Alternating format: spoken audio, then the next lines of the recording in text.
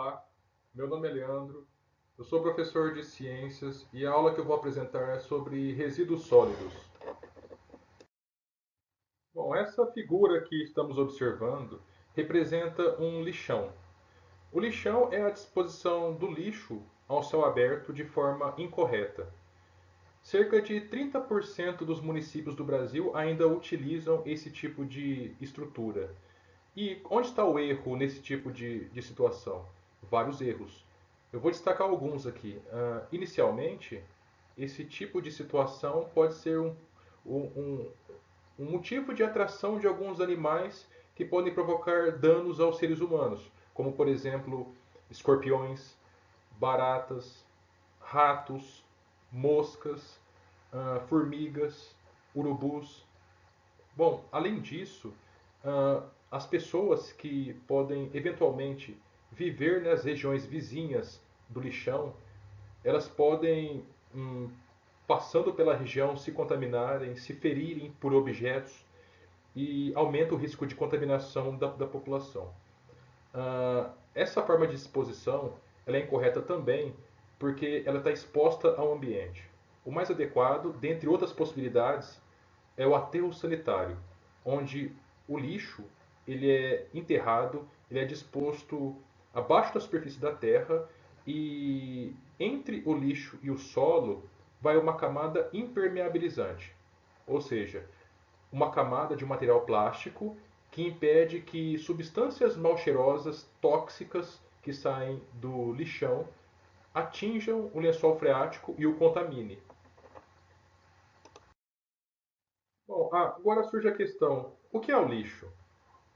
Bom, inicialmente vamos modificar essa terminologia. Ao invés de tratarmos como lixo, vamos tratar de resíduo como resíduo sólido. Por quê? Resíduo sólido é uma palavra, é um termo que caracteriza melhor o significado desse material. Além disso, a palavra lixo carrega um certo preconceito. Bom, entendendo que a partir de agora o termo correto é resíduo sólido, o que compõe os resíduos sólidos, que são dispostos em locais próprios nas cidades e nos municípios? Bom, inclui papéis, papelões, plásticos, metais, objetos não utilizados mais pelos seres humanos, como móveis, eletrônicos, restos de alimentos, vidros quebrados, copos, frascos, recipientes.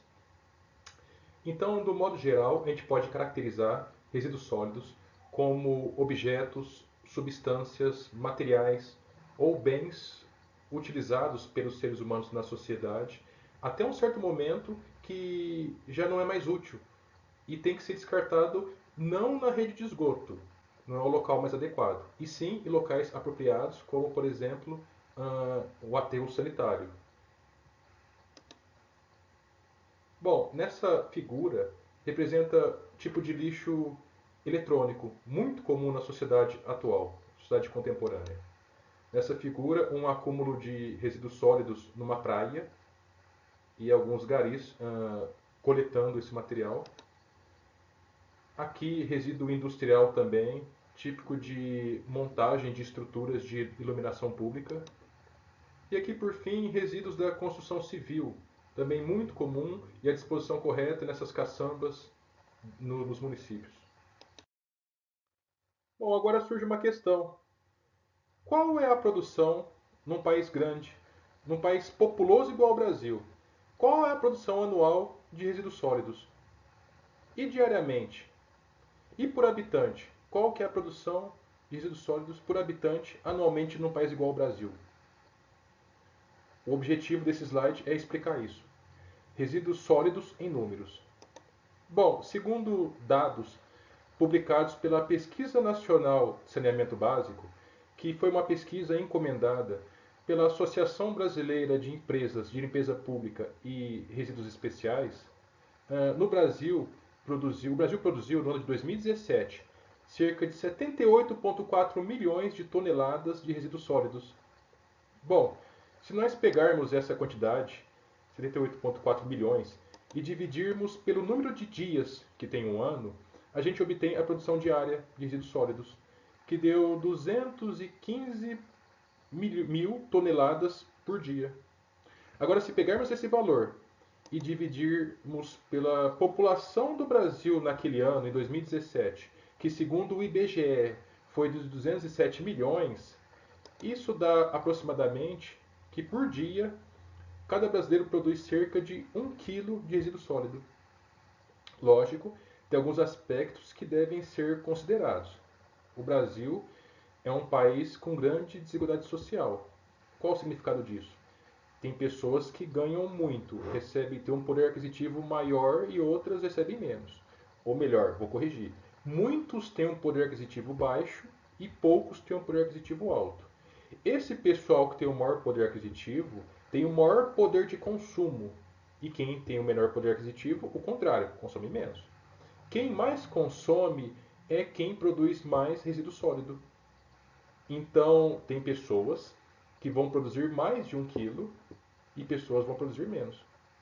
Outro aspecto importante é que no Brasil e em todos os países do mundo, a atividade industrial, as indústrias, são os grandes produtores de resíduos sólidos. Então, esse valor, grande parte dessa quantidade produzida no Brasil desse ano e nos demais anos também, foi motivada pela atividade industrial.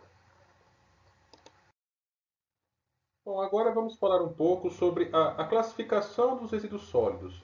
Bom, os resíduos sólidos, eles podem ser classificados em dois tipos. Primeiro, resíduo sólido urbano, ou seja, aquele resíduo sólido produzido na área urbana, que pode ser de atividade industrial, comercial, doméstica. O segundo grupo é resíduos de serviços de saúde, ou seja, produzido por hospitais, clínicas, laboratórios, que é um resíduo especial que é necessária uma destinação especial, por isso ele é classificado diferente, separadamente do resíduo sólido urbano. No que se refere aos resíduos sólidos urbanos, nós podemos classificá-los primeiramente em comercial, que são os resíduos de atividades comerciais, como lanchonetes, lojas de diversos tipos, supermercados, industrial, de indústrias, lógico, varrição, ou seja, a limpeza pública, a limpeza dos resíduos sólidos que se acumulam nas calçadas, nas ruas, podas, que é o corte de vegetais na área urbana que está crescendo em excesso, como por exemplo capim, como por exemplo árvores. E por fim, resíduo sólido urbano doméstico, que é aqueles que são produzidos no lar, dentro das residências das pessoas. Bom, esse gráfico ele discute quais são os tipos de resíduos sólidos urbanos produzidos no Brasil. Esse gráfico foi publicado pelo Instituto de Pesquisas Econômicas Aplicadas, o IPEA, no ano de 2012. Então, ele representa informações desse ano. Nós temos uma coluna, uma linha na vertical, que fala sobre o percentual de resíduos sólidos urbanos. E na horizontal, os diferentes materiais que foram observados, ou seja, matéria orgânica. Essa matéria orgânica pode ser restos de alimentos, né, domésticos, pode ser provenientes da indústria agrícola, por exemplo, da pecuária ou da agricultura. Falamos sobre o segundo, plásticos. Terceiro, papel, papelão e embalagens Tetra Pak.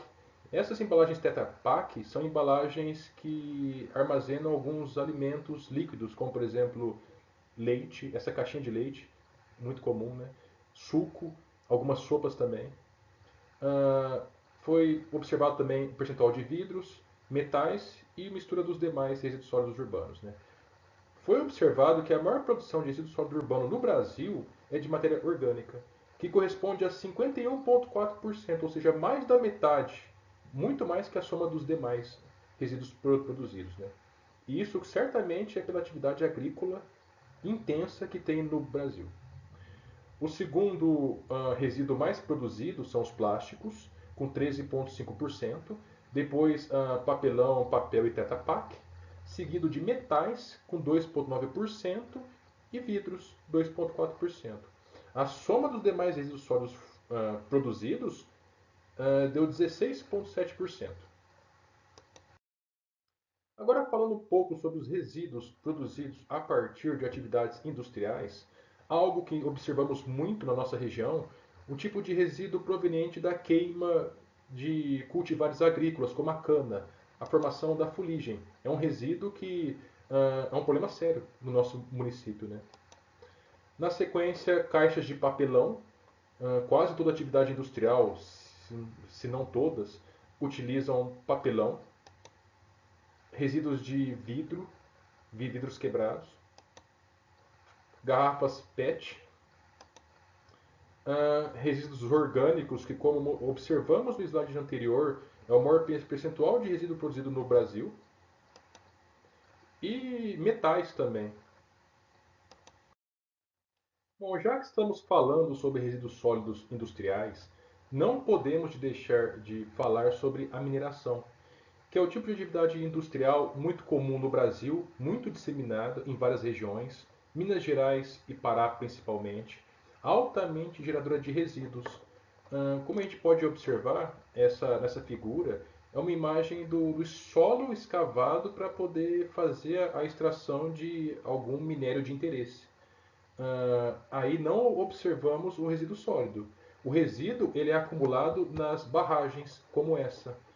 É uma barragem com lama que é sólida e houve nesses últimos anos, em 2015 e em 2019, dois acidentes em larga escala com essas barragens.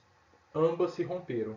Bom, em 2015, que possivelmente foi o maior desastre ambiental brasileiro, houve o rompimento de uma barragem no município de Mariana, no distrito de Bento Rodrigues, e essa barragem espalhou pela cidade, espalhou lama pela cidade, e essa lama atingiu a bacia hidrográfica do Rio Doce e contaminou o rio sem perspectiva para poder baixar a poluição desse rio, porque esse tipo de resíduo é muito rico em metais tóxicos, como cádmio, como chumbo, que em pequenas concentrações já é o suficiente para matar seres humanos. Então percebam que toda uma vida que existia nesse rio foi comprometida. Essa lama, ela percorreu e continua percorrendo esse rio por uma extensão de mais de 500 quilômetros até atingir o Oceano Atlântico. Nessa figura que a gente está observando, é o momento que ele atingiu, chegou no Oceano Atlântico e começou a contaminar essa área de abrangência, de cobertura desse rio. Bom, agora essa figura mostra a bacia hidrográfica do Rio Doce. Toda a extensão percorrida por essa lama até chegar no Oceano Atlântico. A gente observa também que a quantidade de pessoas que vivem nos arredores. Mais de 1 milhão de pessoas dependem diretamente da água desse rio e que por esse desastre foi comprometida a vida desse pessoal. Tanto no que se refere à pesca, quanto à captação de água de abastecimento público, ao funcionamento de usinas hidrelétricas, irrigação, tudo isso foi comprometido. Bom, agora no que se refere aos resíduos sólidos, tanto comerciais como domésticos, eu separei apenas em um slide, porque com certeza em cada atividade comercial, em cada unidade comercial, numa loja, num restaurante, a produção de resíduo sólido é muito maior do que numa residência. No entanto, é o mesmo. A natureza do resíduo sólido é o mesmo. E então os principais resíduos produzidos, tanto para o comércio quanto no meio doméstico, é papel e papelão, tecidos de modo geral, como roupas e couro também, plásticos, do modo geral, como embalagens, como sacolas, vidros, eletroeletrônicos e resíduos orgânicos. Bom, outro tipo de resíduo produzido em grande escala nos municípios são provenientes tanto das atividades de varrições quanto podas. Nessa figura, dois garis varrendo uma rua no município. Embaixo também, acumulando resíduos sólidos para poder ser retirado posteriormente com caminhão. Nessa figura à direita, já são podas feitas em capim, que está crescendo em excesso, em árvores também. Bom, agora no que se refere aos resíduos sólidos provenientes de serviços de saúde, nós podemos classificá-los em resíduos hospitalares ou laboratoriais, em clínicas médicas e veterinárias, serviços como o oferecimento de serviços de tatuagem ou de acupuntura, necrotério e funerárias, e drogarias e farmácias. Esse tipo de resíduo é importante que haja um controle especial, porque neles são gerados, por exemplo, seringas contaminadas, frascos de medicamento com resíduos, com restos que podem apresentar toxicidade tanto ao ambiente quanto às pessoas que possam manusear. E até restos orgânicos também, como proveniente de uma cirurgia, de um transplante. Esses restos têm que ser descartados adequadamente. E nesse slide, um exemplo de um descarte inadequado de resíduos provenientes da saúde, da área da saúde. A gente pode observar seringas, frascos de medicamento com resíduos, enfim, totalmente inadequado o descarte dessa forma. Bom, pessoal, espero que tenham gostado do conteúdo. Ótimos estudos a todos.